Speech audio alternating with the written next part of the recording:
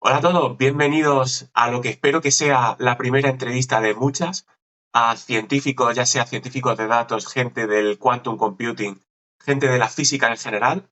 Y vamos a empezar esta entrevista con un invitado que a mí me hace especial ilusión, porque aparte de ser un científico top en quantum computing, es un gran amigo.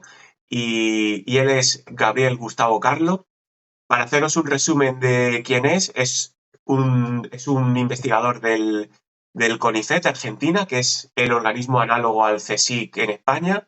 Es profesor de física teórica en una universidad de Buenos Aires y ha sido postdoc en el Max Planck, en Dresden, en sistemas complejos, y ha colaborado con gente muy top del quantum computing en Italia, en Dresden, y ahora desde Argentina, con gente de Brasil, etcétera. Pero bueno, qué mejor que se presente él. ¿Cómo estás, Gabriel? ¿Qué tal? ¿Cómo estás, Javier? Un placer estar aquí. Ante todo, saludo a toda la audiencia. Espero que sirva esta entrevista para transmitir algunas ideas, algunos conceptos interesantes, tal vez a veces no tan bien explicados en general, pero que bueno, vamos a tratar de elucidar en este diálogo. Bueno, vos me decías que me Sí, presente a mí mismo brevemente. cuéntanos tu Este, y trayectoria, sí. sí, Cuéntanos, Sí, cuéntanos. brevemente, para no aburrir a nadie, hice mi doctorado en teorías semiclásicas con Eduardo Bergini, en el grupo que era de Marco Saraceno, de Caos Cuántico. Y después, bueno, fui a hacer postdocs, estuve en Alemania, en Italia, como vos bien dijiste, trabajando con el profesor Henning Schomerus, que es uno de los mayores contribuyentes a las teorías semiclásicas, a los sistemas complejos, a la físico-matemática relacionada con el ambiente de la física cuántica, lo que se llama hoy en día estudios en física cuántica, que abarcan, esto vamos a ver, una amplia variedad de temas. Después me fui a Italia, estuve haciendo un postdoc con el profesor Giuliano Benenti, que tiene a propósito un libro muy interesante de computación cuántica para los que estén interesados en esta temática. Es un libro, diría, hoy en día canónico sobre el tema, y también un gran científico y que ha contribuido muchísimo a diversas áreas de los sistemas complejos cuánticos y demás. Con el profesor Yero Casati, un pionero del caos cuántico, no es necesario que hable demasiado de él, es muy, muy famoso en el ambiente de las teorías semiclásicas y del caos cuántico. Y bueno, luego regresé a la Argentina y hasta el día de hoy me desempeño, como bien dijiste, en el CONICET esencialmente y como profesor de la Universidad de San Martín en física teórica. Bueno, y cuéntanos, ya también de cara a la gente joven o a la gente que nos está escuchando, cómo un físico teórico que podría dedicarse a cosas sexys como las cuerdas o como la física de altas energías acaba en el quantum computing y en el machine learning, que, bueno, no es la física fundamental que todo el mundo piensa cuando se mete en la carrera, pero que es muy interesante.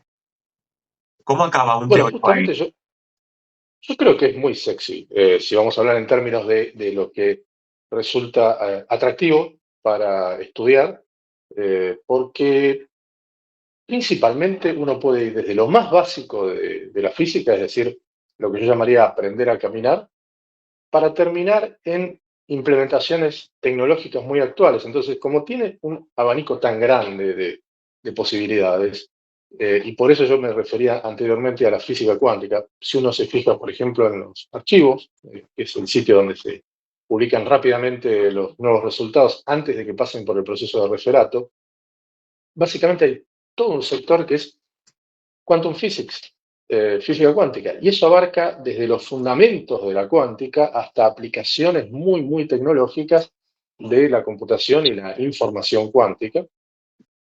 Entonces, me parece que no es necesario optar en términos de lo interesante, en términos de su significancia o en términos de su atractivo. Son igualmente atractivas las áreas y hoy en día, además, los sistemas complejos a través de diversos factores, por ejemplo, a través del machine learning tradicional o lo que hoy en día se llama como más abarcativo la inteligencia artificial, también tienen un atractivo innegable. Y además yo creo que son dos áreas muy promisorias también de la física teórica, ¿por qué no decirlo? Así que me parece que no es necesario optar por una cosa o la otra. En particular, a mí me pareció muy atractiva la posibilidad que refería recién de irnos desde algo que es puramente matemático, básico, ciencia absolutamente básica, aprender a caminar, que todavía no sabemos caminar en términos cuánticos, hasta un desarrollo tecnológico súper específico aplicado de transmisión de información, como se hace con teoría de información cuántica, que se ha desarrollado muchísimo y que inclusive ya presenta posibles aplicaciones concretas. Y hoy en día también la computación cuántica, que parecía una quimera, algo muy lejano, pero que con los NISQ, que son los dispositivos ruidosos y de escala intermedia que hoy en día se construyen y que constituyen digamos, el centro del desarrollo tecnológico actual en términos de cuántica, también tenemos algo concreto, algo que podemos tocar. Con lo cual, me parece que no es necesario decidir en términos de qué tiene más atractivo o no. Es simplemente una cuestión de gustos y de visión de lo que a uno le parece que se va a desarrollar más en términos de investigación científica. De hecho, bueno, tengo que decir a favor de todo este argumento que si tú te coges y ves fundamentos de la computación cuántica, sí que te puedes encontrar cosas como más aplicadas o algoritmos que en algún momento te pueden dar la sensación de que es ciencia de datos, pero luego, en cuanto empiezas a abrir un poco el melón, vamos, toda la física fundamental está ahí. O sea, entender el entanglement está ahí. eh, Algoritmos con redes de tensores está ahí en el quantum computing. Es decir, que desde el quantum computing se puedes ir a todas las ramas de la física fundamental y de hecho creo que ir a la física fundamental del quantum computing me puede abrir, o sea, abro ya la siguiente pregunta que es que en este último siglo parece como que toda la física se está, se está mapeando en la teoría de la información. De hecho, juraría que fue Stephen Hawking el que dijo el siglo XXI va a ser el siglo de la física de la complejidad y de la información. Entonces, Sí. desde la computación cuántica se está codificando en la información cuántica toda la física y se está redescubriendo toda la física, incluso la fundamental, desde, desde la teoría de la información. Entonces, me gustaría saber qué visión tienes tú sobre el papel de la física fundamental en el siglo XXI en relación a la teoría de la información. Bueno, yo creo que hay verdaderamente una revolución científica en términos de estudios de complejidad. Inclusive hay una conciencia, si se quiere, a nivel de comunidad científica de eso. Los últimos premios Nobel en física lo demuestran, porque yo diría que hasta el premio Nobel eh, de Hinton en términos de inteligencia artificial así lo demuestran, porque la inteligencia artificial es algún caso particular de sistemas complejos, ¿verdad? Entonces, y la complejidad se estudia a través de medidas de complejidad. Y las medidas de complejidad son esencialmente distintas medidas de contenido de información o cómo evoluciona el contenido de información. La medida prototípica es la entropía. Ahora bien, la entropía, tal como la conceptualizó Boltzmann en la mecánica estadística, uno la puede ver como una aplicación del concepto de entropía más general de información de Shannon. Solo es que hay que especializarlo en un tipo de ensamble particular, ¿no? Así que sin duda está a la base de la física, está en lo fundamental de la física y en particular cuando uno lo aplica a la cuántica, que sería también otra versión más, si se quiere, de la entropía de información de Shannon, que es básicamente la entropía de von Neumann, eh, uno también vuelve a medir lo mismo, vuelve a medir contenido de información. Entonces, básicamente hay una interrelación entre la información y la complejidad que es inseparable, es decir, prácticamente son dos caras de la misma moneda. Inclusive, últimamente, hay ideas ya un poco eh, entre lo filosófico y que trasciende el plano puramente físico, relacionados con tratar de identificar al mismo tiempo como una medida de complejidad, es decir, de nuevo, como una medida de información, Y también, bueno, para otro tipo de interpretaciones. Pero esencialmente yo creo que sí, que es muy importante, creo que nos va a decir muchas cosas que todavía ignoramos de los fundamentos de la cuántica, de la entretela, si se quiere, de la naturaleza, los estudios que vamos a hacer de información o de complejidad, o mejor dicho, información barra complejidad. Y mira, has tocado un tema que me parece muy interesante, que es que se ha dado el premio Nobel este año a Hinton. Así Y es. bueno, esto trae un poco de controversia porque mucha gente no considera que las redes de Hopfield o las redes de Boltzmann, que son lo que desarrolló pues este señor al que le han dado el Nobel, pues que no consideran que eso sea física.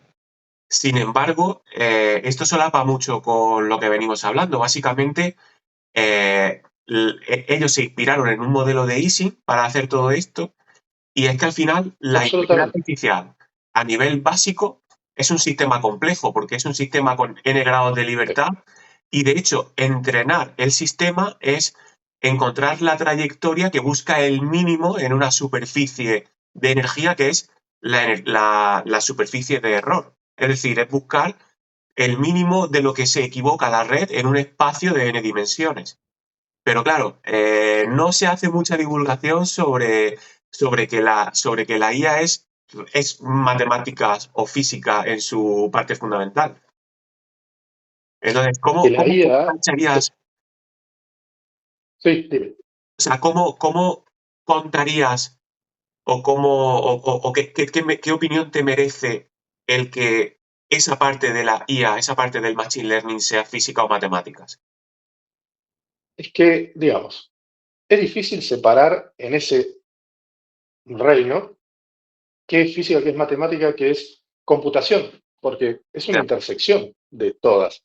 De todas maneras, la física, conceptualmente, me parece que a lo que se dedica es a modelar la realidad con herramientas matemáticas. O sea, es una interfaz entre la matemática completamente pura y abstracta y lo que uno ve de la experiencia. La física es una ciencia experimental, pero como tal yo entiendo la necesidad de modelar la realidad, sea lo que la realidad sea.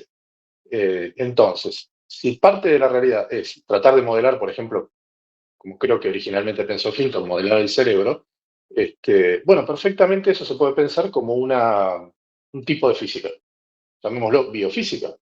bueno, es que Este, has dicho bueno, una cosa súper interesante que ya tocaremos sobre todo al final del podcast, que es si la física consiste en modelar la realidad, y aquí añadiría yo, y las redes neuronales modelan cualquier realidad porque son combinaciones a lo bestia no lineales, estamos ante un marco teórico que puede modelar cualquier cosa de la física y por tanto ser algo así como una teoría que unifique todo. Pero bueno, luego nos metemos con eso.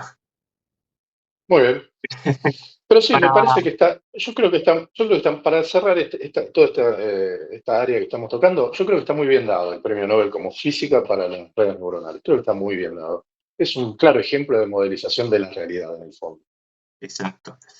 Bueno, vamos a abrir un nuevo tema, que es, Bien, vamos a hablar de computación cuántica. Entonces, bien. para los que nos están escuchando que no vienen de la física, etcétera, ¿cómo explicarías qué es la computación cuántica de una forma sencilla?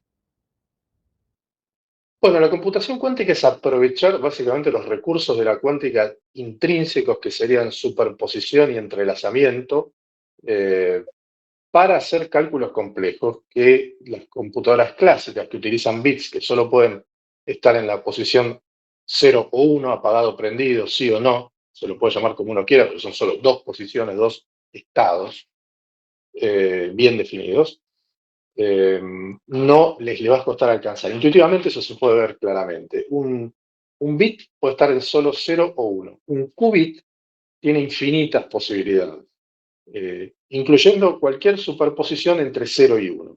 Eso le permite ocupar eh, muchísimas opciones de cálculo y la capacidad de cálculo naturalmente crece de manera exponencial, crece de manera muy abrupta porque con una sola unidad de información, que es el qubit ahora, yo tengo muchísimas más posibilidades que con un bit clásico que es solo 0 o 1 de nuevo.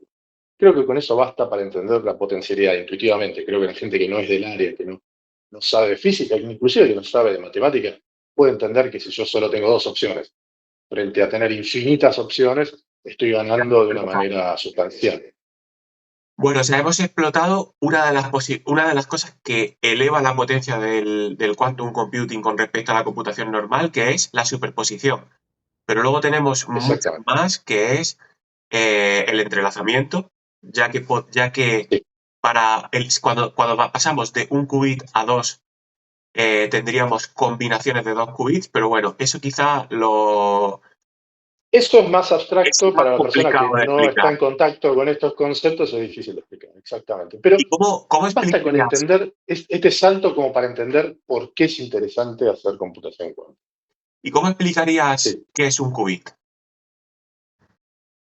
¿Cómo explicar qué es un qubit? Bueno, quizás lo explicaría desde el punto de vista de qué cosas son. Si uno pudiese tocar un qubit, ¿qué tocaría? ¿Qué tocaría? Un imán muy chiquitito, pequeñísimo, muy chiquito, que podría ser, por ejemplo, eh, el núcleo de un átomo muy chiquito, de un átomo de hidrógeno, que es solo un protón, por ejemplo. Entonces, solamente estaría refiriéndome a eso. Eso sería un qubit, básicamente. Un átomo muy chiquitito que yo de alguna manera pueda controlar. Obviamente, al ser tan chiquito, es difícil de controlar. Ese tocar es una acción muy complicada O sea, que sería requiere algo mucha así como precisión. un objeto, ¿no? Lo suficientemente pequeño como para que siga las leyes de la Sí, cuántica para poder sí. aprovechar toda Me gustaría decir algo, me gustaría decir algo ahí, una nota a pie de página. esa... Cuidado. La cuántica se ve o se manifiesta o se puede medir cuando uno va a bajas energías, algo muy chiquito, muy pequeño. Sin embargo, no hay que parar de vista que estamos completamente hechos de materia cuántica. ¿Y por qué vemos las cosas que se comportan clásicamente? Bueno, hay distintas teorías, la más aceptada últimamente es la de decoherencia.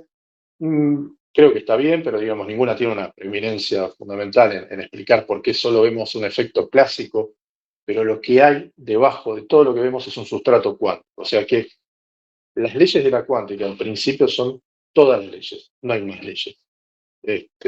Por eso hay que tener muy en claro que si bien lo veo a nivel de lo muy poquito o de lo muy pequeño o de lo que tiene muy baja energía, no hay que perder de vista que todo es cuántica, que la cuántica se aplica a todo el universo.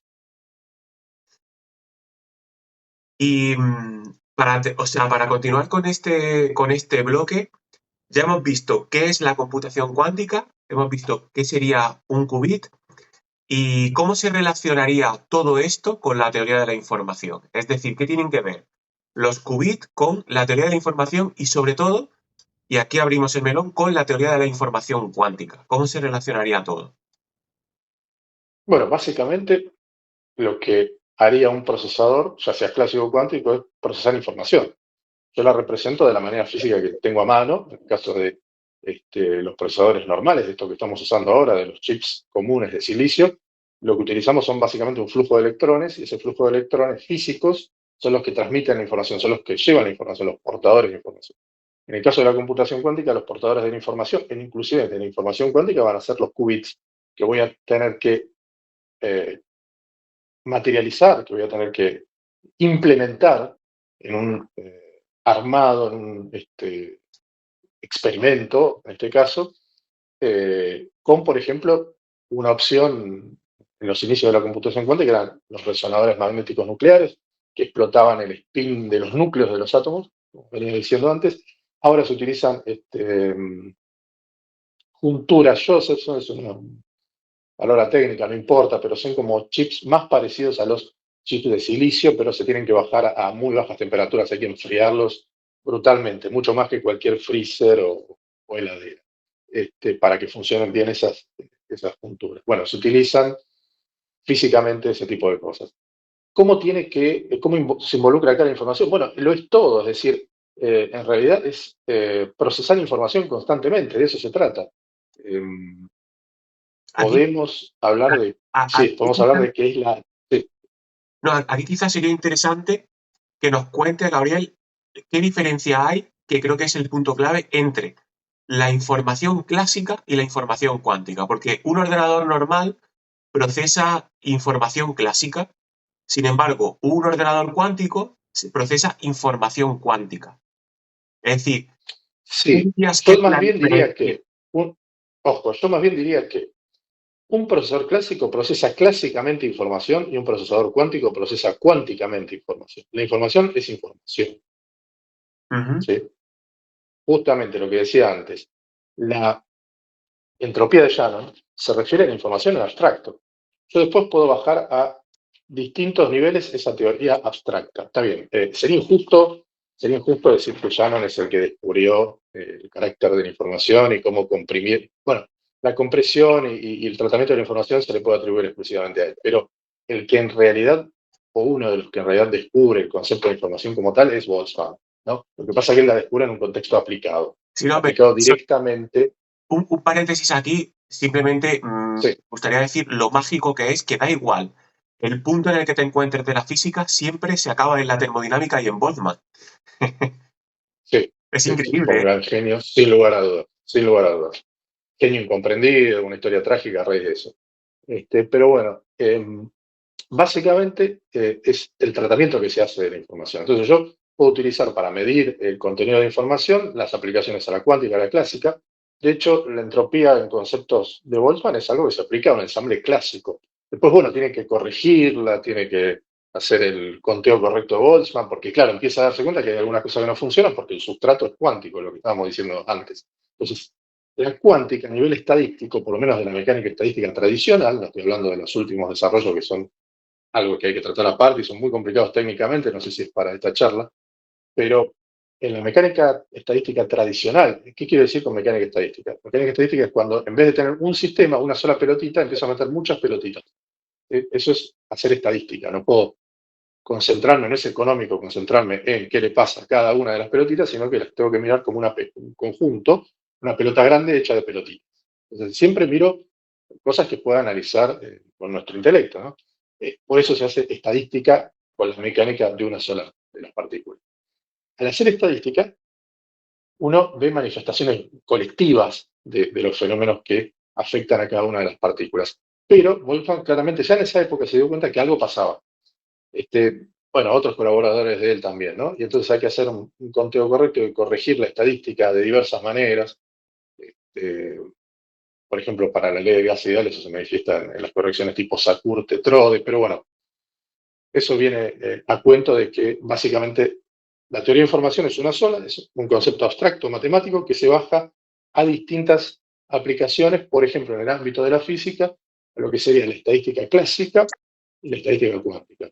Pero en eso solo interviene cómo se procesa la información. ¿Sí? A los fines prácticos, un procesador clásico procesa clásicamente la información, un procesador cuántico lo hace de manera cuántica. Yo codifico, en el caso del procesador cuántico, diferente la información, la represento en qubits, y esa representación después tiene un tratamiento cuántico a través de este procesador que hace magia cuántica, y después cuando mido vuelvo a traducir esa información cuántica o ese contenido cuántico de mi estado a un registro clásico y vuelvo a analizar las cosas como estoy acostumbrado a hacerlo en un procesador clásico.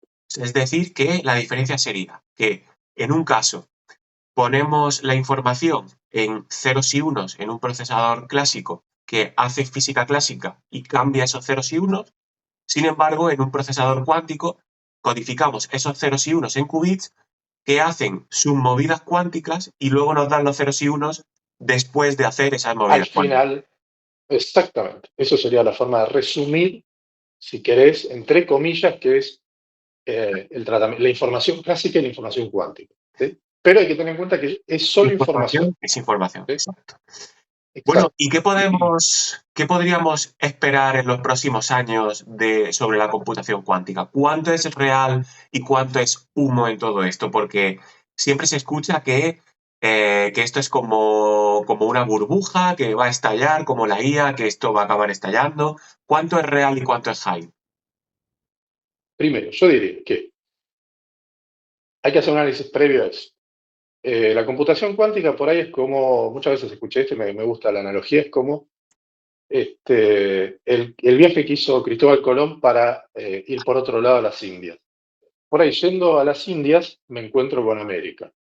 Quiere decir que todo el esfuerzo que uno está poniendo en implementar un procesador que se lo llama tolerante a las fallas y de escala grande, por ahí en el camino me encuentro con cosas muy interesantes de la física que no hubiera pensado que estaban ahí.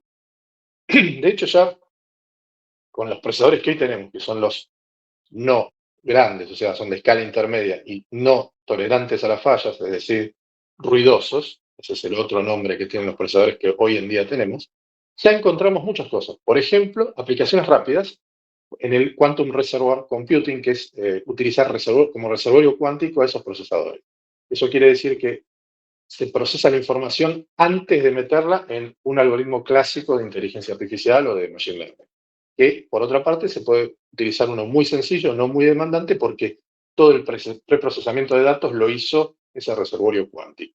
Entonces, en el medio encontramos un montón de cosas, sin necesidad de llegar al destino final, a esa India ansiada. En el medio nos encontramos con un tesoro.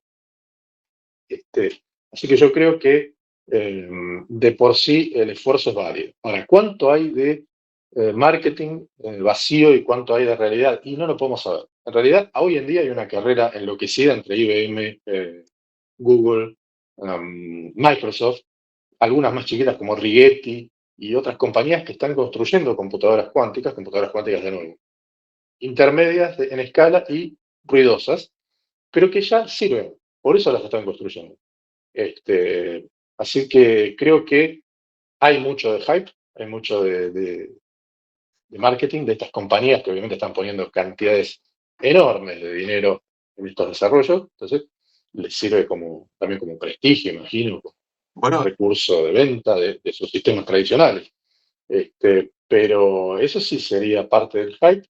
Yo creo que vamos a seguir teniendo avances. No sé si vamos a llegar tan rápidamente como, por ejemplo, dice Microsoft con los Majorana, a tener en 5 años una computadora de escala grande y sin ruido.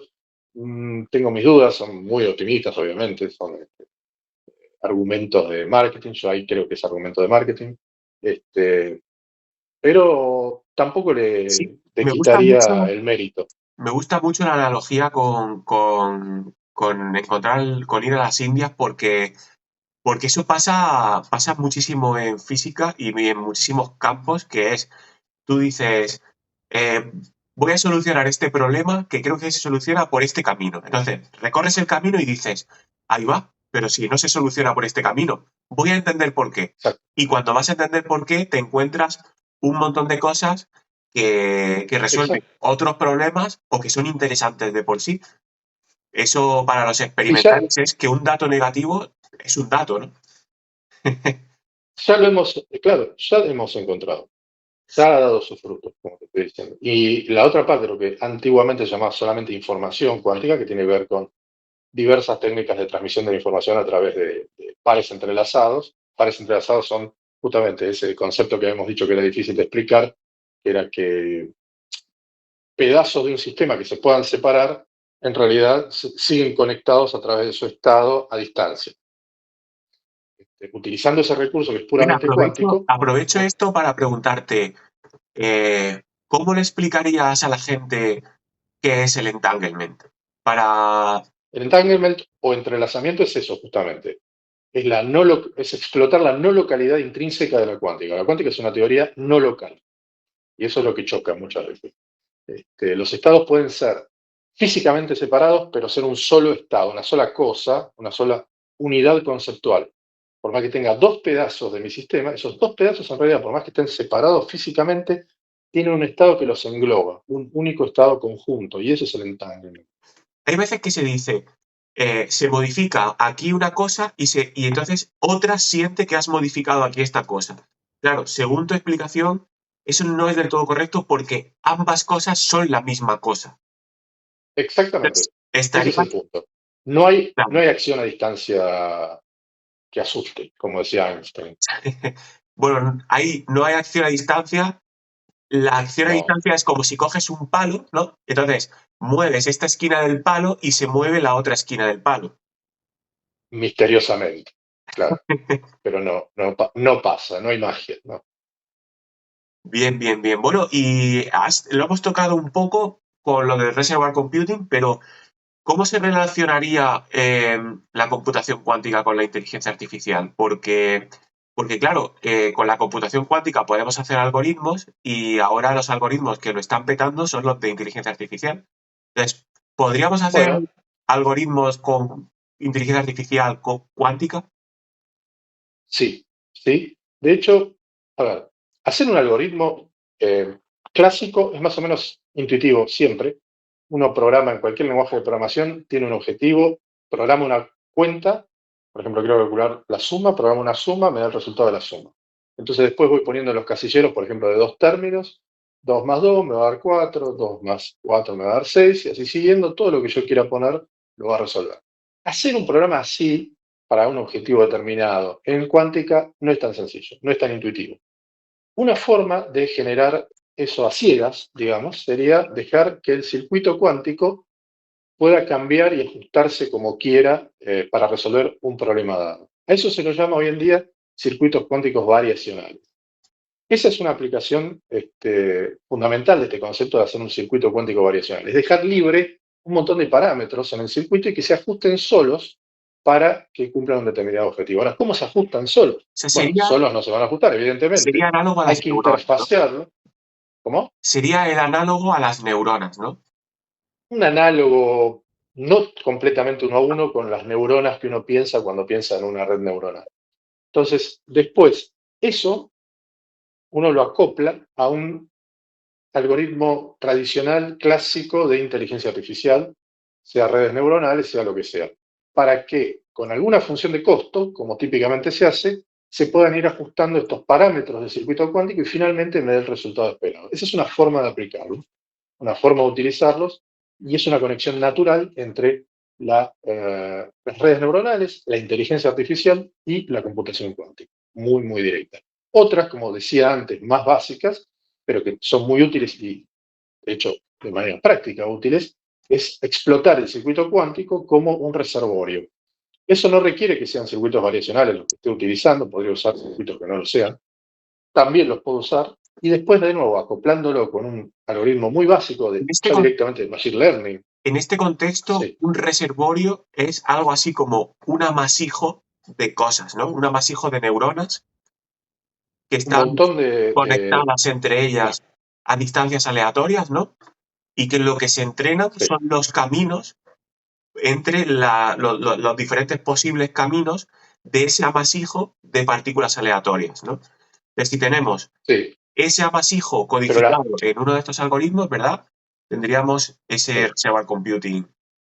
exactamente, sí, sí. Lo que pasa es que en el reservoir computing es aún menos sofisticado que en el caso de los algoritmos variacionales, porque directamente tengo un circuito que lo que hace es aprovechar esa complejidad cuántica para preprocesar información, que yo codifico, como decíamos antes, en la entrada de mi circuito cuántico. Información clásica la codifico y estudio algún patrón a través del preprocesamiento de esos datos que hace el circuito cuántico. Ojo, estos reservorios cuánticos, si lo que tengo a mano es una información cuántica, ni siquiera tengo que codificar una información clásica en un registro cuántico. Ya el registro cuántico puede ser una fiel representación de un sistema cuántico. Y ahí yo tengo una ventaja.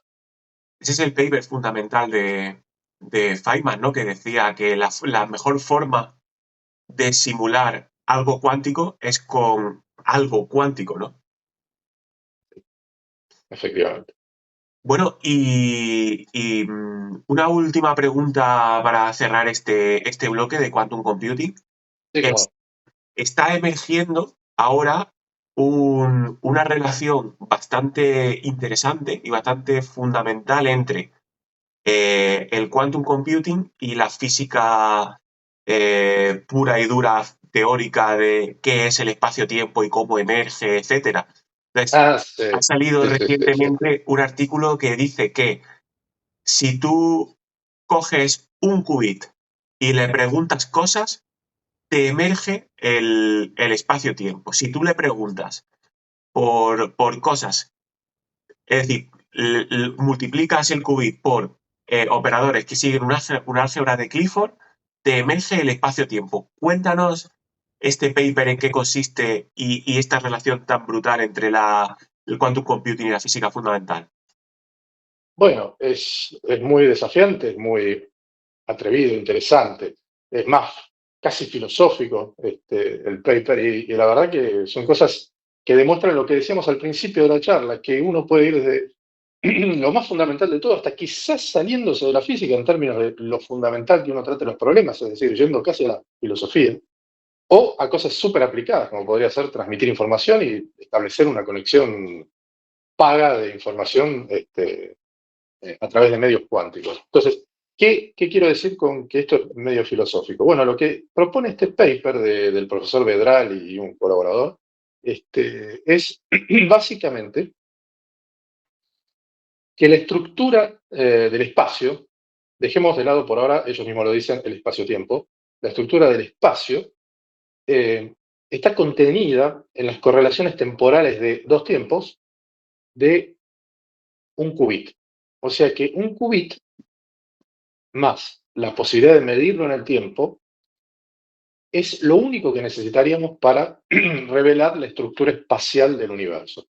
Él hace la analogía con la famosa frase de Arquímedes que dice, denme una palanca lo suficientemente larga, un punto de apoyo y moveré el mundo. Él dice que con un qubit y la posibilidad de medirlo y tiempo para hacerlo, puede revelar la estructura espacial del universo. Interesante, ¿no? Desafiante. Y revelar la estructura lo que quiere decir es que correlaciones entre varias cosas, ¿no? Tengan esta Claro. geometría plana. Es decir, Exactamente. si Él esto asume lo siguiente. Vivo en un universo distópico, estoy en una película de terror o en una pesadilla. No veo nada, estoy a ciegas. Lo único que tengo es una noción interna del paso del tiempo. Entonces yo voy midiendo y tengo un qubit. Una unidad básica de información cuántica es un qubit, ¿no? O sea, en este caso es algo abstracto. Es lo más chico, lo más simple que puedo tener como unidad de información. Comunidad de información en general desde el punto de vista físico, ¿no? Porque como dijimos antes, el sustrato de todo es cuántico. Entonces, la unidad más básica de información a nivel físico es un qubit. Ujú. Un 0 o 1 superpuesto, cuántico. Entonces yo empiezo a medir en qué estado está. Mido un tiempo T1, mido un tiempo T2. Me fijo cuán parecidos son las mediciones entre el tiempo T1 y T2, no importa cómo. De alguna forma, me fijo cómo son de parecidos. Vuelvo a medirlo. No me importa tampoco, y esto es muy importante, el estado en el que estaba originalmente, el estado en el que se llama de preparación o el estado inicial. Eso no me interesa. Es independiente del estado. Eso es muy importante. Eso es Él muy lo demuestra en un importante. teorema un poco complicado, pero bueno. Claro, porque no requiere más que cosas muy básicas. Tener la unidad básica de información, tener tiempo y tener conciencia del paso del tiempo. Nada más. En un universo en el que yo no sé dónde estoy. Estoy en una nebulosa que no sé qué es. ¿Mm? Voy midiendo y mido y correlaciono de a dos tiempos. Este tiempo con este, después este con el siguiente, este con el siguiente y nada más. Saco toda una serie de mediciones. Esa serie de mediciones resulta ser igual, no es la palabra igual, pero bueno, para que se entienda, resulta ser similar, digamos, a utilizar una regla y medir en el espacio. O sea, una medición temporal es similar, muy similar, correspondiente, diría yo, a utilizar una regla y medir una distancia. Pero ¿qué pasa? Además me dice que tengo esa distancia, la puedo medir en tres direcciones. O sea, me da la estructura tridimensional R3, los reales en tres dimensiones, los números reales en tres dimensiones del espacio en el que vivimos. Quiere decir que la estructura del espacio puede emerger de solo medir en el tiempo correlaciones, O sea, correlaciones de dos puntos. esto significa, a ver si lo he entendido bien, que tú tienes un qubit y mides eventos. Y luego esos eventos Sí, se van colocando, pam, pam, pam, pam, y la relación que hay entre eventos, es decir, distancias, correlaciones, ángulos entre eventos, todo este tipo de cosas, son las distancias, los ángulos y todo este tipo de cosas digamos, se miden, se relacionan entre ellos como se relacionan distancias y como se relacionan ángulos en un espacio tridimensional plano. Sí, sí, o sea, en realidad es, ¿cómo comparo medidas consecutivas en el tiempo? En el tiempo, Me permite, cómo se comparan es exactamente igual a cómo se miden distancias en un espacio tridimensional plano. Sí. Para ser técnicos, la correlación de dos puntos temporal de un observable es igual al producto escalar que induce una métrica en un espacio euclídeo de 3 dimensiones. luego has dicho también una cosa súper importante que te quiero preguntar, a ver si he entendido bien el paper, porque, claro, el paper cuenta que te emergen todas estas propiedades, el producto escalar, los ángulos, todo esto, Exacto, producto escalar. como en un espacio euclídeo, cuando aplicas una álgebra de Clifford a un qubit. Y claro, la Sí. pregunta natural es, si aplicas operadores con otros álgebras, ¿te aparece otro espacio-tiempo curvo o otro? Sí, Y, lo que, y la no, lo que respuesta pasa es del que, lo paper, que pasa es que, y lo que te lo dice, que pasa es que y sí, lo que, que pasa es que lo que expande el álgebra para un qubit es esta álgebra. De hecho, lo único que hay que suponer es que es el álgebra de las matrices de Pauli, que está representada en el teorema, como lo demuestran ellos, a través de la relación de anticonmutación, que bueno, es un término claro, técnico, no sé si viene al caso para esta charla. o sea, y lo que evita que con otros álgebras puedas emerger un espacio curvo es que con otras álgebras ya sí que depende lo que te sale del estado del qubit. Entonces, Sí, eso haría sí, de alguna manera que el estado del qubit dependiese de la física, que a su vez tiene que depender de asumir algún espacio previo. sí. ¿No? Si no he entendido mal, Tradicional, tradicionalmente nosotros vamos al revés. Digamos, esto es un poco una suerte de poner el orden de razonamiento al revés. Es decir, uno inicialmente lo que dice es voy a medir un qubit en la dirección X, en la dirección Y, en la dirección Z, porque son las direcciones en las que lo puedo medir, no tengo más. Eso agota todos mis experimentos y caracteriza completamente el comportamiento del spin. Es lo que me permite mapear toda la dinámica del spin a el álgebra de las matrices de Pauli, que son los operadores de spin en X, Y, Z, a menos de un prefactor, que es la constante de Planck dividido 2. Pero bueno, básicamente es eso. Entonces, ahora yo le doy vuelta. Digo, toda mi serie temporal, que yo la medí sabiendo que había 3 direcciones espaciales y me dio esta serie temporal de mediciones, ahora lo doy vuelta. Si solo puedo medir la serie temporal, puedo deducir que lo saqué de una correlación espacial de una Euclidean en R3, y sí, es lo que puedo hacer, aparentemente, si el teorema está bien. bueno, a ver cómo deriva todo este paper. Y he visto que de momento no es muy citado, a ver cómo evoluciona esto, que parece bastante prometedor.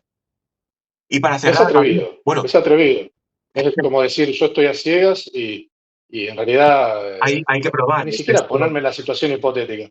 Es bastante fuerte porque lo que dice es la estructura tridimensional del espacio está contenida en la información cuántica de un qubit. Es muy fuerte, muy atrevido.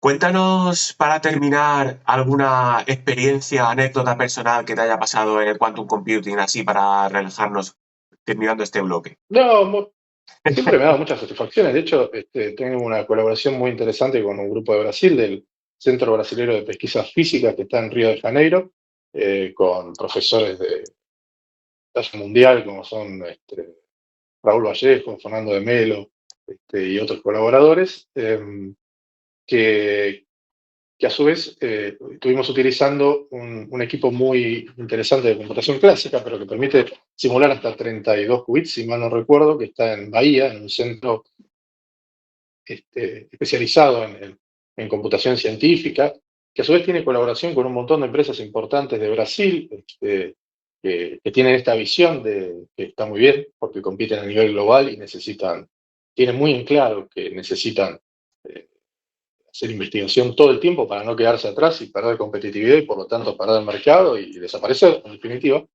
Es una lucha tan encarnizada como eso, la ciencia y la tecnología son fundamentales para esa lucha, esenciales, es el insumo básico, sin ello no hay posibilidad de competir hoy en día a nivel global. Y entonces, a raíz de esto, trabajamos con esta computadora que se llama Quatomo. Y ¿Cuánto? siempre me resultó Quatomu, me resultó gracioso ese nombre, Quatomu. ¿Qué quiere decir Quatomu? Bueno, resulta que finalmente investigué y me contaron ellos que es quantum, la palabra cuántica o cuanto, en una transliteración medio extraña a una lengua indígena de unos aborígenes de pueblo originario de Brasil. Así que eso me resultó divertido, curioso, una anécdota este, Joder, hablando sí, simpática. de ese simulador, eh, claro, cuando le cuento a la gente que hay un simulador cuántico en Brasil y demás, todo el mundo se imagina, porque claro, como la palabra cuántico no deja de tener todavía cierto misticismo, y la computación cuántica con todo el tema este que le han dado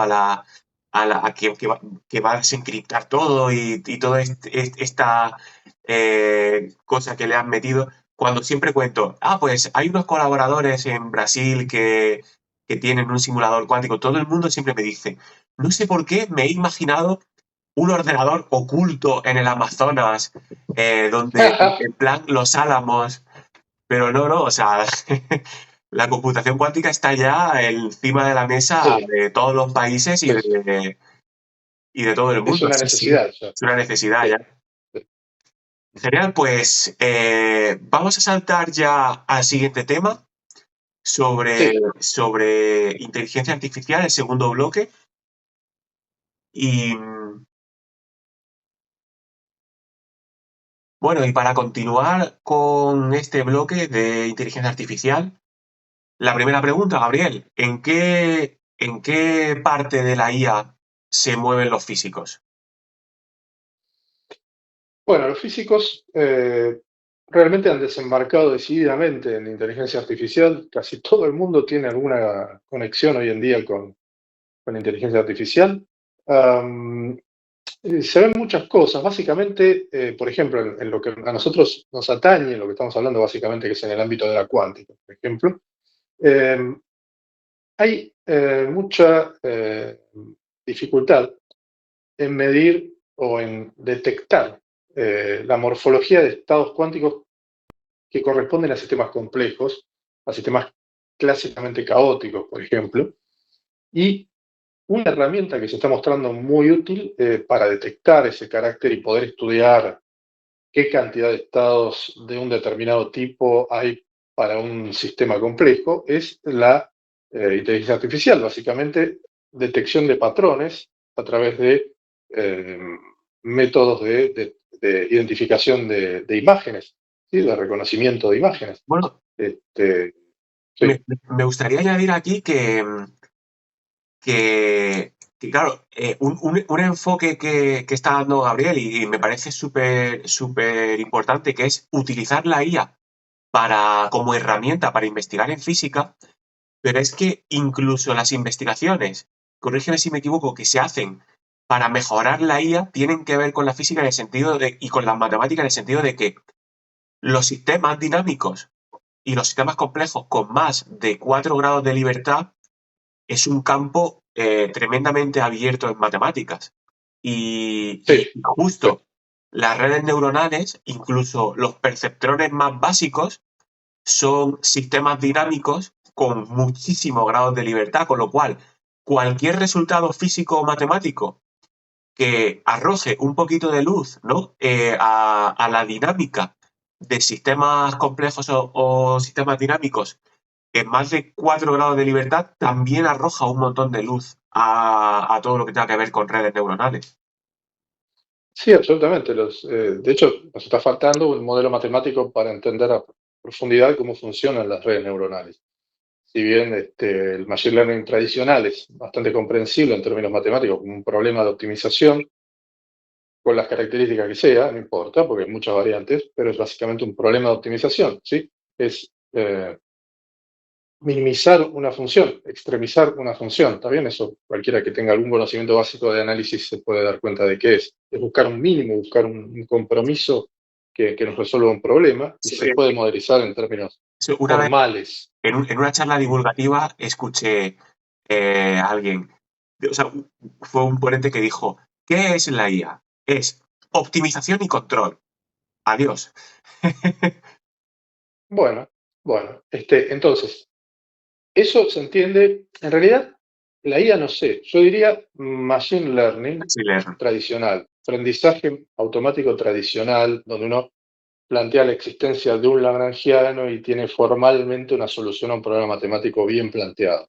En el caso de las redes neuronales, el mecanismo a través del que se hace esa optimización y ese supuesto control no está claro. Entonces, habría que ver, ¿no? Hasta que no se demuestre que realmente es así y mediante los mecanismos concretos de que se trate, yo lo dejaría un poquito en suspenso, una afirmación demasiado taxativa.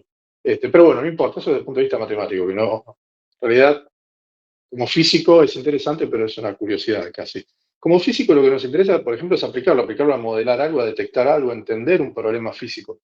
Y yo te comentaba de esto de la detección de imágenes, que es algo muy interesante, porque, por ejemplo, en los problemas semiclásicos uno trata con sistemas cuánticos que tienen muchísimos estados, muchísimos, porque justamente está en el límite semiclásico, donde empieza a haber más energía, por lo tanto, más posibilidad de tener estados.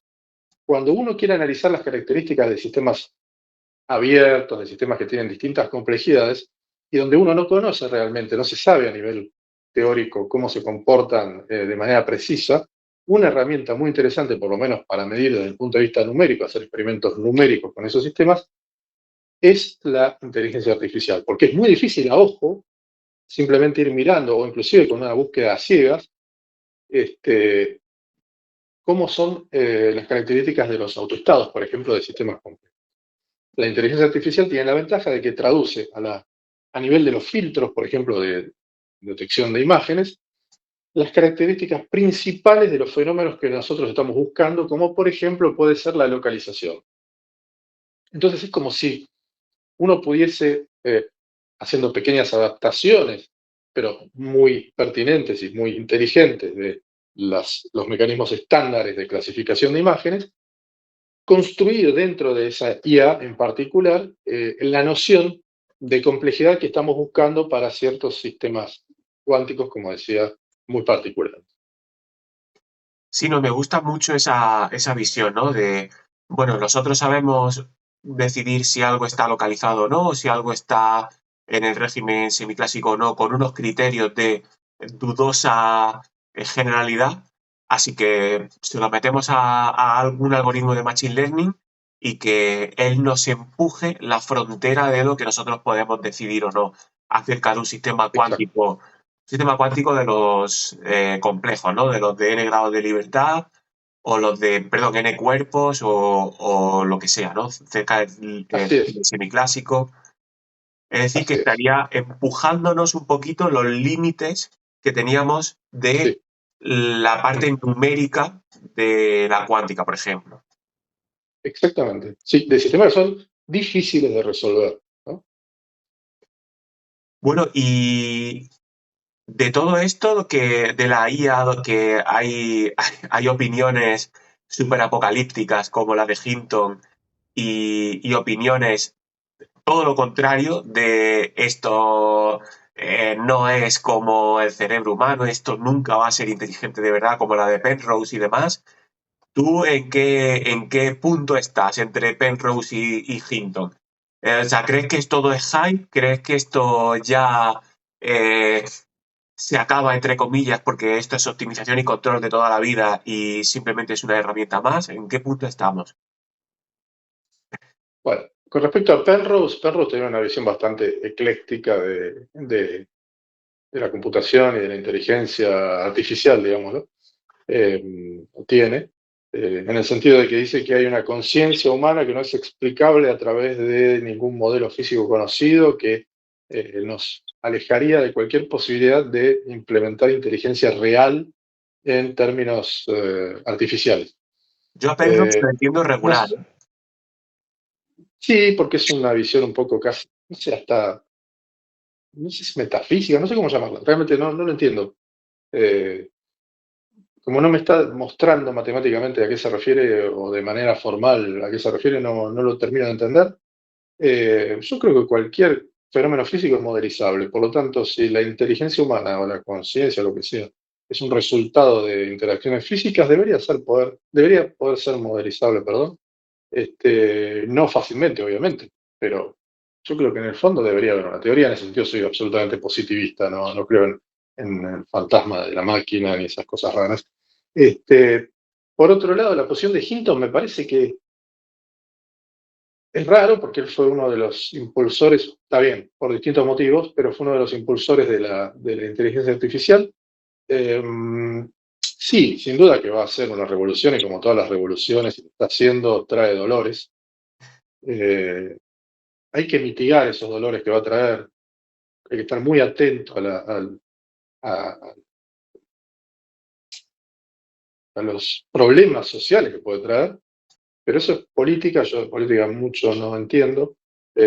Supongo que habrá formas de mitigar esos dolores, porque va a haber mucha gente que va a perder su empleo, sin duda, ya lo están perdiendo. Anunció, creo que ayer, Lufthansa que va a despedir a 4.000 empleados porque se modernizó, está usando inteligencia artificial. Supongo que esos 4.000 personas van a encontrar una forma de ser contenida, porque de última, todo avance tiene que ser en beneficio de la humanidad y no en perjuicio de la humanidad. Para eso está la ciencia y la técnica, para hacernos la vida cada vez más fácil, cada vez más resolvernos problemas, básicamente, no generarnos problemas. Por eso pienso que si nos asustamos y tomamos una reacción casi de pánico y decimos, no, hay que regular todo, hay que prohibir todo, como se dijo, paremos 6 meses el avance de... Eso primero me parece Vale. imposible de llevar a la práctica y segundo, me parece que no es una buena actitud. La actitud tiene que ser más positiva, decir, no, sigamos desarrollándolo, pero tengamos en cuenta las consecuencias negativas que va a tener, mitiguémosla en todos sus aspectos, principalmente en el aspecto social, la gente que va a quedar sin trabajo, también en el aspecto, que también es social, pero bueno, en el aspecto de las aplicaciones indeseadas, por ejemplo, para estafas, para engaños, para la guerra. Me parece que son cosas que habría que regular, eso sin duda hay que regularlo, Bueno, si algo y se habría que poner puede, el esfuerzo regulatorio ahí. No si tanto algo- en frenar de golpe todo, porque no va a pasar y no lleva a nada, es improcedente e inconducente.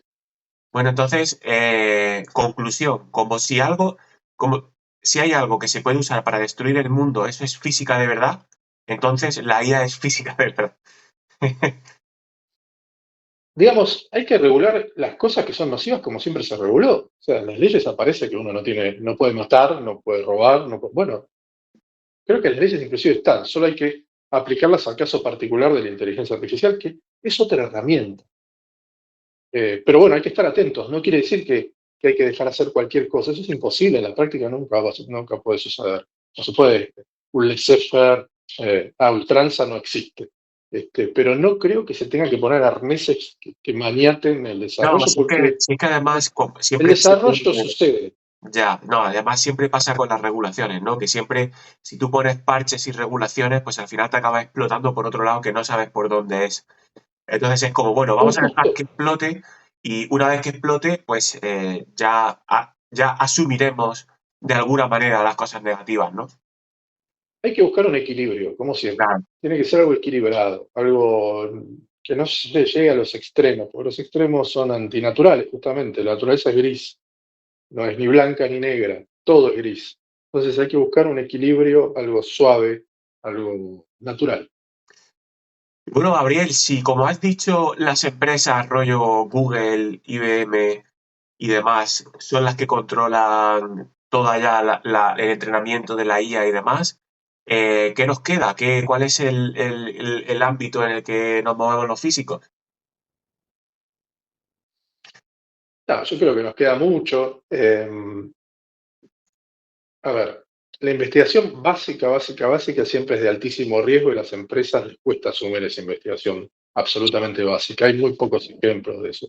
Con lo cual, a nivel académico, si es lo que me preguntás, a nivel de universidades, a nivel institutos de investigación, siempre hay espacio. Nosotros formamos parte como tales de una especie de seguro colectivo donde toda la humanidad está aportando para apostar al desarrollo en la frontera del conocimiento. Pero ¿qué pasa? El sistema científico-tecnológico es como una máquina, ¿sí? No es que porque las empresas estén haciendo cargo de la investigación, entonces podemos prescindir de los organismos que funcionan en la frontera del conocimiento, porque es quitarle una pieza a la máquina, es sacarle la pieza del frente, la que desmaleza el terreno antes de construir el edificio. Si no lo desmalezás al terreno y no nivelás el terreno, nunca vas a poder hacer los cimientos y menos un edificio. Entonces, todas las piezas son fundamentales para que la maquinaria funcione. Una pieza fundamental son los organismos supranacionales, estatales, nacionales, pero desde el punto de vista conceptual, colectivos de investigación básica. Eso no puede desaparecer. Y funcionan de nuevo como un seguro global donde todo el mundo aporta, se apuesta todas las fichas posibles y con que salgan dos o tres ganadoras es algo beneficioso para la humanidad. Entonces, es una inversión, no es un gasto, no es un despilfarro como algunas veces se lo puede llegar a ver, y tampoco tiene que ir en detrimento de lo que quiere hacer una empresa privada a nivel de investigación, inclusive básica. Me Creo gusta, que son complementarios. ¿no? Me gusta mucho se me ha ocurrido así escuchándote, pero nunca lo había escuchado lo de apostar, ¿no? Es muy parecido a un casino. ¿Por qué el casino siempre gana? Porque puede apostar indefinidamente, entonces en algún momento te va a quitar todo. Entonces, esto nunca lo había pensado, pero claro, es verdad que cuesta mucho, mucho explicarle a veces a la sociedad o explicarle a la gente la importancia de la ciencia básica, porque es verdad que mucha ciencia básica acaba por no tener una aplicación práctica real, como por ejemplo matemáticas extremadamente fundamentales. Pero claro, si tú lo interpretas como un casino donde siempre vamos a poder apostar, apostar, apostar, apostar, apostar, siempre va a haber tres o cuatro fichas que te ganen el premio absolutamente más grande que hay. Y por eso se ha podido avanzar y por eso se ha creado la relatividad, se ha creado la mecánica cuántica y se han creado todas estas revoluciones que sin duda pues, nos han permitido tener ordenadores, comunicaciones, etcétera, etcétera, ¿no? Y esta es una posición conservadora. Si te digo mi verdadera posición es que todo es aprovechable. Lo que pasa es que uno dice, esta ficha y esta otra Ya. son las únicas que me dieron resultados. En el corto plazo, en el plazo que yo puedo ver en mi, en mi espacio vital, en términos temporales. Después, digamos, yo creo que todo desarrollo teórico, por más abstracto que sea, tarde o temprano va a tener algún uso. Creo que no se pierde ninguna ficha, en definitiva.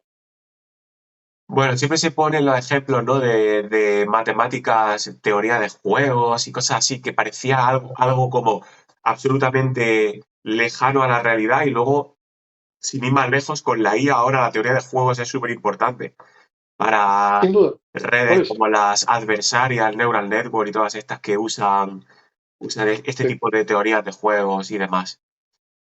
absolutamente. Bueno, y, y el momento ahora mismo que estamos viviendo con la IA, con todo el hype que está habiendo con la IA y demás, se parece mucho al hype de la física teórica de los años 80 y 90. ¿Tú crees que realmente vamos a ir a mapear toda la física dentro de las redes neuronales, la IA, y que la IA acabe siendo una herramienta fundamental para la investigación en la física numérica?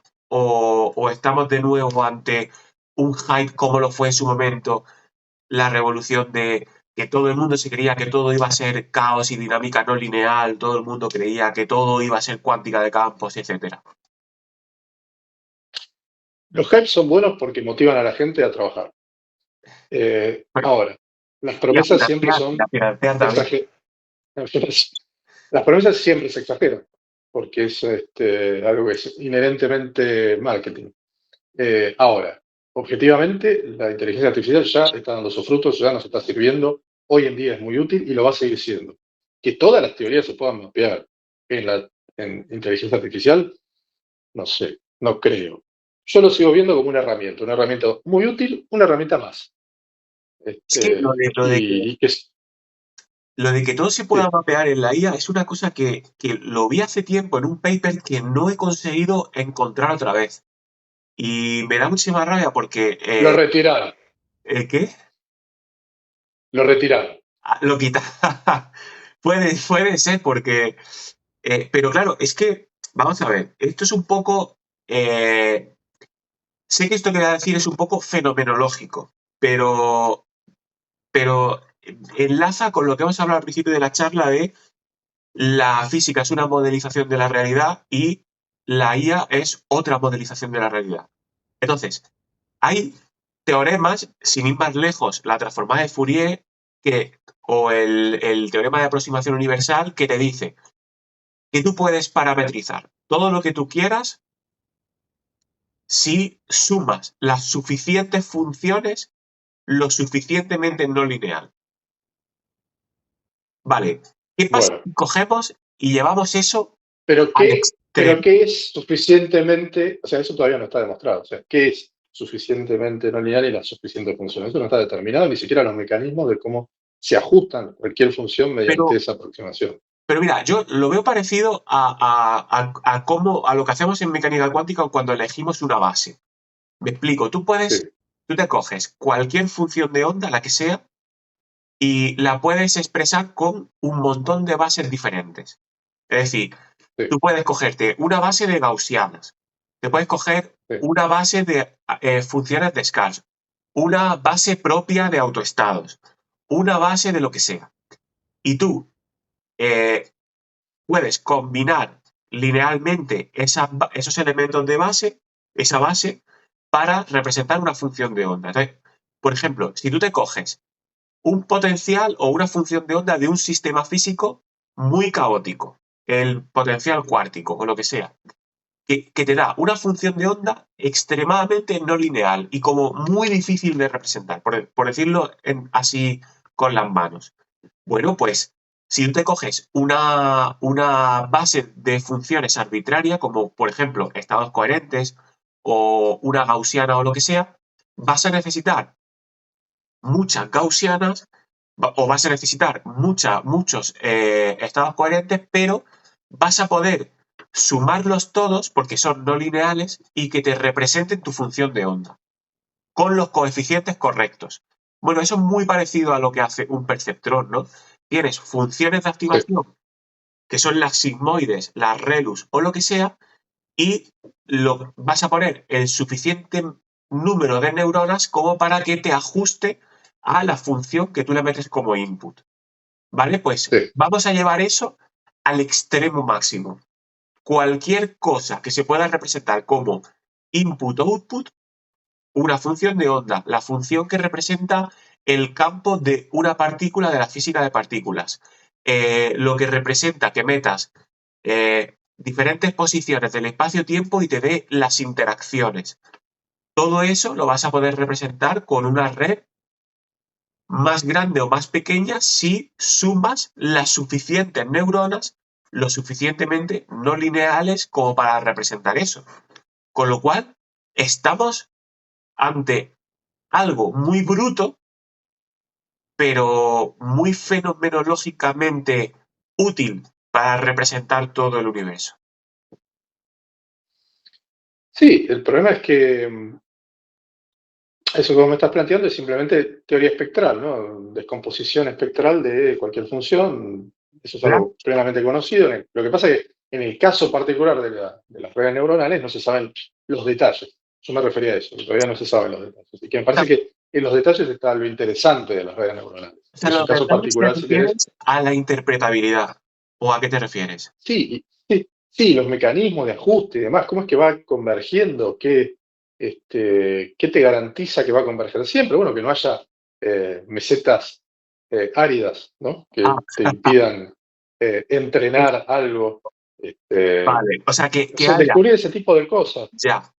Es decir, que lo que planteas es que de- siempre va a haber alguna ley que a lo mejor no es entrenable las arquitecturas que se Puede puedan ser, claro, plantear. claro, claro. Claro, estamos ahora en la especificidad, ¿no? Ya, Cuando estamos hablando de redes neuronales, estamos hablando de básicamente especificidad. Sí, lo general lo conocemos, pero nos tenemos que concentrar en la especificidad. No entonces, sé, pero entonces, más allá de eso, ya. lo que digo es necesario pensar o es necesario buscar meter todo en una teoría. Yo creo que no. Bueno, Muchas veces eso se nos busca trae de cabeza al siguiente bloque, que es crítica a la física moderna. Es decir, eh, ¿podemos caminar hacia una teoría de la unificación porque yo sé que tú tienes una opinión un poco crítica con esto? Sí, yo creo que no es necesario pensar en la unificación de todo. Creo que justamente para atacar los problemas hay que utilizar distintos puntos de vista. El perseguir la unificación, no sé si es solamente por una cuestión puramente científica, objetiva, de decir de dónde deriva todo y todo tiene que estar unificado, o por una cuestión estética. Entonces ahí es donde se mezclan las dos cosas. Y yo no estoy tan convencido de que nuestro trabajo tenga que ser tan estético. No digo que tenga que ser horrible, pero no, no quiero buscar una quimera por una cuestión puramente estética. Eso es lo que no me convence de toda esa persecución de la unificación, donde paso tras paso nos vamos encontrando con distintos tipos de pantanos. Este, O sea, ¿tú crees y que con esto no quiero ser irónico, pero hoy en día en la física de altas energías se habla de el problema del pantano, ¿no? ¿y crees que es un motivo estético el que se quieran unificar las cosas? ¿O es porque, por ejemplo, yo siempre había pensado que uno de los motivos por los cuales se quieren unificar las cosas y y se plantea teorías de gravedad cuántica y todo esto, no es tanto por meterlo todo dentro de un marco, sino porque hay marcos que se contradicen a pesar de que ambos marcos son muy buenos para ajustar cada uno de las partes de la física. No, no, yo creo que se quiere unificar porque básicamente, como se hizo con, digamos, descubrir que la electricidad en realidad no estaba sola, el magnetismo era otra cara, entonces tenemos electromagnetismo, y después teníamos la fuerza nuclear débil y parece ser que no era que estaba sola, entonces tenemos la electrodébil y demás, lo típico del modelo estándar. Está bien porque en definitiva estás descubriendo algo nuevo que sí, que tiene contenido físico y que hay una interacción fundamental que tiene esta forma, entonces estás descubriendo en realidad una interacción fundamental. Ahora, Y, ¿por qué tenemos que o sea, unificar todo el marco teórico? Eso ya escapa a mi comprensión. No sé si es que estamos otro, buscando otro de los motivos, la interacción fundamental de todas las interacciones y si eso realmente tiene sentido, o en realidad lo que estamos buscando es que nos gustaría pensar que haya una única interacción fundamental de la que derive toda la estructura del universo, todas las interacciones que conocemos hoy en día del modelo estándar y demás. bueno, si no entiendo mal, porque yo no he hecho nunca cosas de física de altas energías y se nota. Creo que otra de los motivos por los cuales creo que se quiere unificar las cosas es porque eh, hay eventos en el universo como lo que pasa en la frontera de un agujero negro o ese tipo de cosas que, que ahí se mezcla, o en el Big Bang o lo que sea, se mezclan cosas que ocurren en regiones muy pequeñas, es decir, cosas que requieren de Sí, cuantización, al mismo tiempo que eso se da en espacios extremadamente curvos. sí, Entonces, sí. No, no, bueno, yo no estoy diciendo que, no estoy diciendo que no haya que buscar si hay algo fundamental, hay que ir a buscarlo y quizás tiene la forma de unificar distintos elementos de la teoría. Ahora bien, lo que digo es, no tenemos que buscar a ultranza la unificación, porque corremos el riesgo de ir más allá de lo que realmente es correcto, es decir, de forzar tanto una percepción de la realidad, podemos equivocarnos. Solamente eso, digo, hay que tener cuidado. No digo que esté mal, para nada.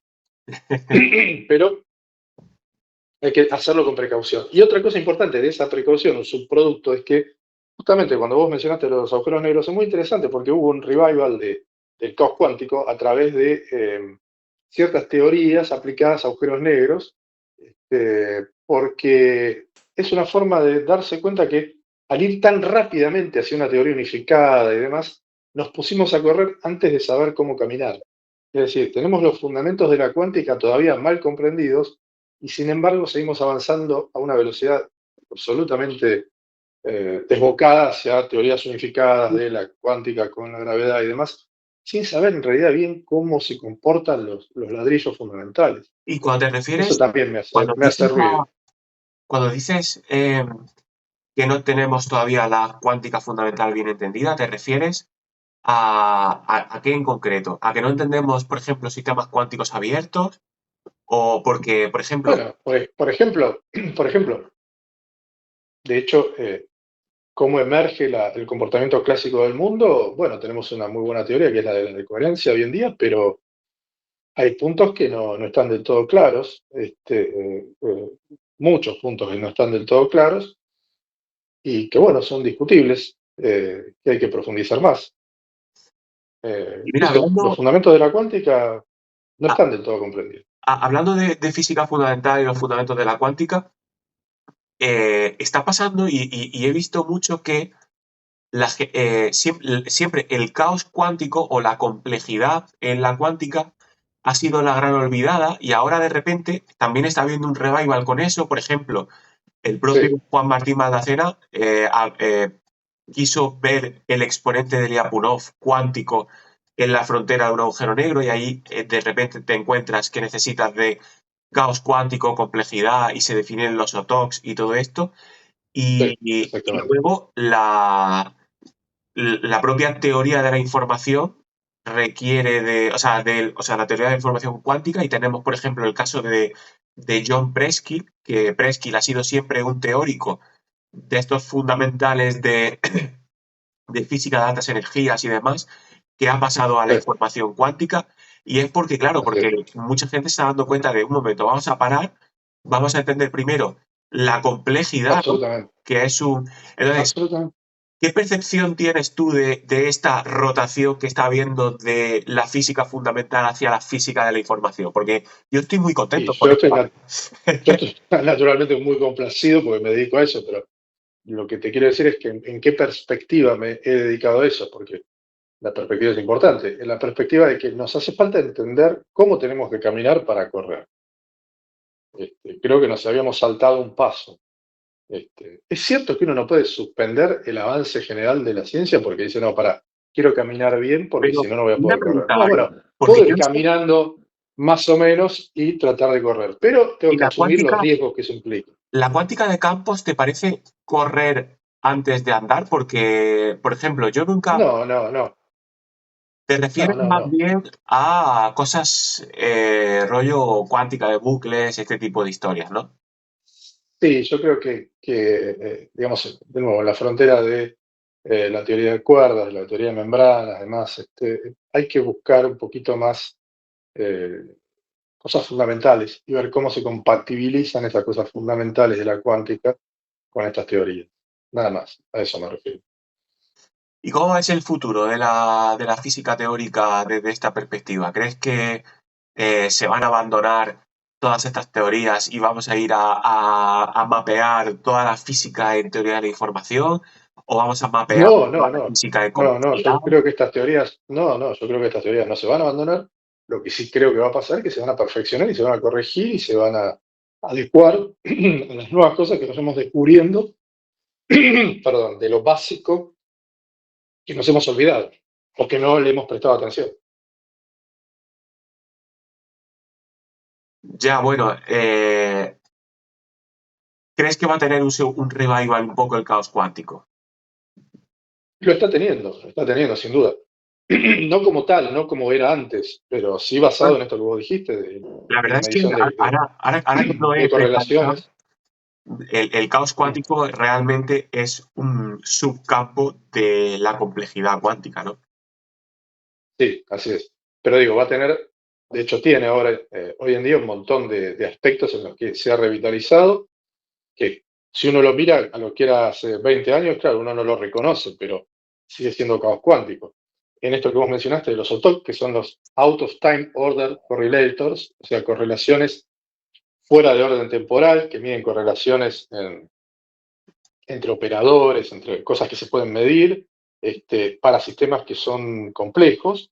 También en el estudio de fenómenos de localización, como decíamos, en donde se podría usar la inteligencia artificial, pero por ejemplo aplicado a sistemas donde hay muchos cuerpos, que ya son intrínsecamente complejos, porque hay muchos cuerpos, distintos tipos de medidas de complejidad para cualquier tipo de sistemas cuánticos complejos, teoría de la coherencia interactuando con el caos, que también es muy importante, todo ese tipo de cosas que han tenido un revival en los últimos años, creo que es producto de que la gente se dio cuenta de que, por un lado, estudiar la complejidad es muy importante, así lo demuestran los últimos premios Nobel, y es necesario aprender cosas que hemos dejado atrás o hemos dado por no tan relevantes y sin embargo se muestran muy relevantes para corregir problemas de otras teorías. A eso me refiero.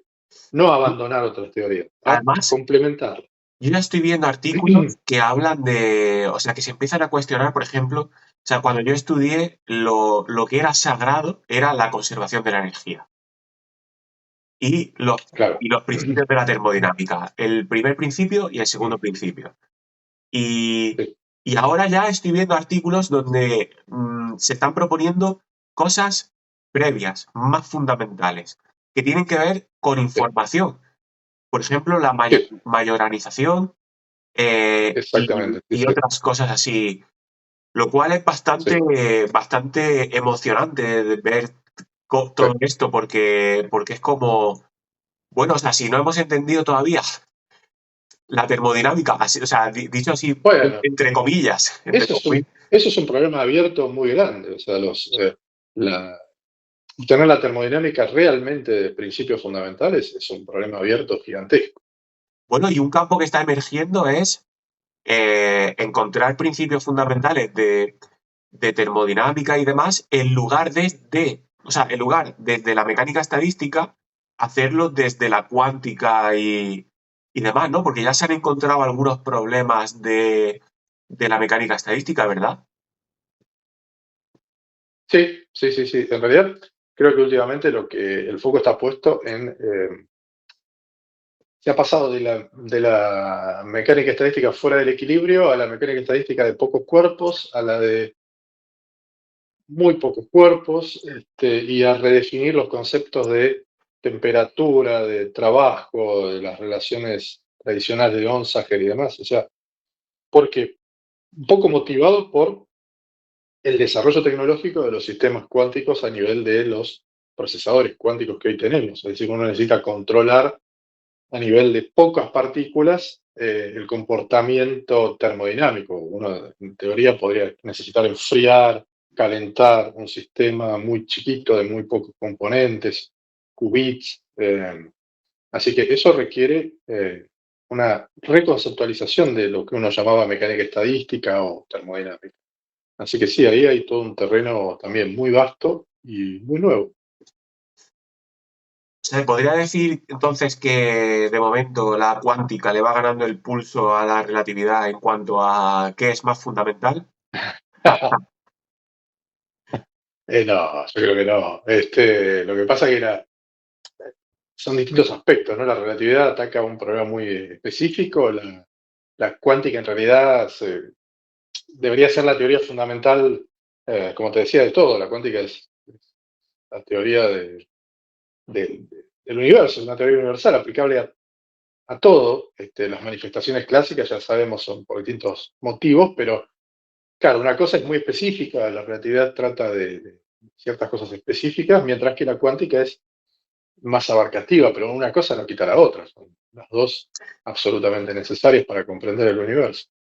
Muy coherente con el argumento de antes de que no hace falta unificar, cada una tiene su papel y podemos vivir con ello. Digo, como concepto para llevar a ultranza, no quiero decir que esté mal No, unificar teorías, está muy bien, porque te llevan a descubrir interacciones fundamentales y procesos fundamentales que no habías visto antes porque solo habías visto sí, sí, o aristas sea, parciales de un te fenómeno. refieres a descartar otro tipo Pero no, de cosas claro, pero solo no por creo que ir en camino a la unificación sin ningún otro tipo de justificación que la fe en una ley universal.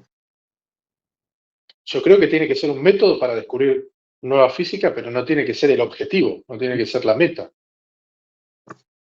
Bueno, y para cerrar ya esta entrevista, Gabriel, te voy a hacer unas últimas preguntas así un poco ya más desinhibidas, un poco más de Cuidado. personal. ¿Qué molesta más a un físico teórico puro? práctico todas estas teorías de multiversos sin pruebas y no sé qué, de teoría de cuerdas y eso, o todo lo que está viendo ahora de que si la IA tiene conciencia y demás cosas así que están entre lo científico y lo magufo. No, a mí no me molesta nada, me divierte todo y me parece muy estimulante y además genera que la gente se enganche con estos temas que son áridos. Normalmente uno tiene siempre ese feedback de los amigos, de los familiares que dicen, uy, esos temas, física, matemática, qué cosa aburrida y cosa árida, qué poco atractiva es. Creo que todo eso contribuye a que la gente preste atención, que se dé cuenta que eso existe y lo fundamental y importante que es para la vida cotidiana. Entonces creo que todo aporta. Tengo que decir, Así que está bueno que haya este tipo de discusiones porque le generan la conciencia al público de que hay que estudiar estas cosas, que son importantes. bueno, yo tengo que decir que, claro, yo nunca, hasta que ha llegado todo esto de la IA y tal, claro, yo nunca había leído ni de filosofía ni nada que tuviese que ver con conciencia. Y a raíz de eso dije, bueno, pues si esto me provoca curiosidad, voy a leer a Penrose y entonces, gracias a eso me leí el libro de la nueva mente del emperador y acabé aprendiendo física. O sea que incluso por ahí pues te puede llegar. Y luego otra pregunta así un poco para fantasear, que es, si tuvieras presupuesto ilimitado, ¿a qué le dedicarías todos esos recursos de presupuesto, o sea, ¿a qué campo de la física o a qué punto de la investigación le dedicarías presupuesto ilimitado? Bueno, esto ya te lo contesté con lo que te dije antes de que la ciencia y la técnica son una máquina, hay que pensarlo como una máquina, o como un proceso de montaje de, qué sé yo, ensamblaje en una fábrica de autos. Vos tenés que empezar por el principio y terminar por el final, y tenés que meter todas las piezas en el medio. Entonces, en el ámbito de la frontera del conocimiento, de nuevo, yo apostaría todo lo que se le ocurra a la gente a investigar. No sabes de dónde va a surgir el nuevo gran descubrimiento. Entonces, es muy difícil establecer prioridades. Ahora bien, está claro que tiene que haber una visión de aplicabilidad, tiene que haber una noción concreta de que algunas de estas cosas por lo menos nos van a dar frutos en nuestro tiempo de vida, que es lo que podemos evaluar. Es muy difícil evaluar más allá de nuestro tiempo de vida. Entonces, sí le pondría mucho, como se lo está haciendo hoy en día, a computación cuántica, a inteligencia artificial, no necesito decirlo yo, lo va a hacer naturalmente la gente, inclusive los privados, pero no descuidaría los aspectos matemáticos básicos, los aspectos de física básica, de todo eso, y motivaría a los estudiantes que tengan indecisiones en términos en qué especializarse, a ir participando en aquellos sectores que tienen menos dotación de científicos, para equilibrar un poco la cosa. Este, pero bueno, esa sería mi visión, tratar de identificar sectores que están poco poblados y que son prometedores y ver cómo puedo inducir a que investigadores junior se dediquen a esos sectores. Y hablando de gente joven e investigadores junior, si tuvieras que darle un consejo a alguien que ha terminado la carrera, el máster, y quiere empezar un doctorado porque le encanta, le gusta la investigación, o está pensándose si empezar o no en la investigación, ¿qué consejo le darías a los jóvenes investigadores? En la época, bueno, voy a aprovechar y te hago dos preguntas, ¿no? ¿Qué consejo le darías a un investigador en etapa predoctoral y qué consejo le darías a un investigador en etapa muy iniciando el postdoc? Bueno, primero le diría que se arme de paciencia porque esta es una carrera larga, difícil, dura, poco gratificante en términos Pero eso, materiales. Así que es un eso es consejo, Gabriel, no un desánimo. igual. Pero tengo que ser realista, no les puedo vender mentiras a la gente. Lo que sí le diría es que trate de tener una mentalidad siempre crítica, que se fije que lo va a satisfacer desde el punto de vista intelectual, y entonces eso lo va a motivar a investigar más y mejor. Como temas, como decíamos recién, bueno, sí, inteligencia artificial, computación cuántica, información cuántica. Le diría que también la física de muchos cuerpos hoy en día tiene muchos resultados prometedores. Y si le gusta las altas energías, se puede dedicar tranquilamente. Hay mucha gente, es muy competitivo, está hace Le dejamos, tiempo le dando vueltas dejamos. en lo mismo, pero sí le bajaría un poco la intensidad. Aprovecharía que ahora hay mucha energía puesta en los sistemas complejos y le diría, alguna de las ramas de sistemas complejos creo que es muy prometedora, creo que va a ser el core de la física por mucho tiempo. Ese es el consejo que le daría a alguien que está empezando a hacer el doctorado. Para alguien que ya se está haciendo el postdoc, ¿qué le puedo decir? Fuerza, fuerza. Está empezando el largo camino del postdoc. Mucha fuerza. Y algo práctico, por ejemplo, escuché a, ay, no me acuerdo ahora quién, al guatemalteco este de los barrios Plateus, decir, por Sí, ejemplo, Cerezo. ¿eh? Perdón, Cerezo, hacer eso, decir, eh, limítate el número de papers a leer y ponte a programar. ¿Algún consejo claro, práctico sí, sí. de ese El estilo? consejo práctico es eso, sí, sí. Sí, en un momento hay que frenar con el estudio y hay que empezar con la práctica. Hay que ponerse a hacer la cuenta, hay que ponerse a programar, hay que ponerse a darse de cabeza con los problemas prácticos, con los problemas técnicos que son los peores y son tediosos y te consumen la mayor cantidad de tiempo. Esa es la parte del esfuerzo, que es el 90% de la tarea científica. El 10% será inspiración, será hacer una cuenta maravillosa, pero el 90% es darse la cabeza contra la pared. Genial, Gabriel. Pues vamos a cerrar aquí, que yo creo que ha quedado una buena charla y agradecerte Me alegro mucho. muchísimo que hayas tenido el tiempo para Gracias a vos. dedicarnos y es un Un lujazo placer. tener a investigadores así en el canal Muchas y gracias. espero poder traerte de vuelta en algún momento. Incluso Cómo no, cuando dejo quieras. caer que a lo mejor si el canal empieza a ir bien y demás, hay una sorpresa porque Gabriel es un experto en el Sakurai.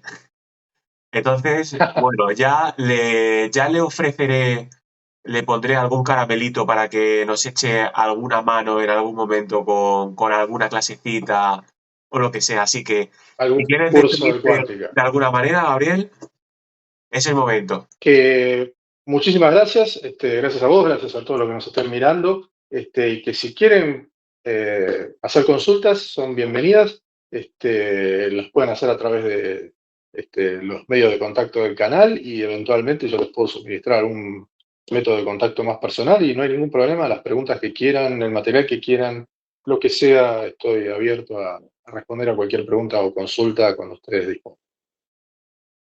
Pues, de nuevo, muchas gracias y cerramos aquí. Un gran Chao. abrazo, gracias. Chau, chau.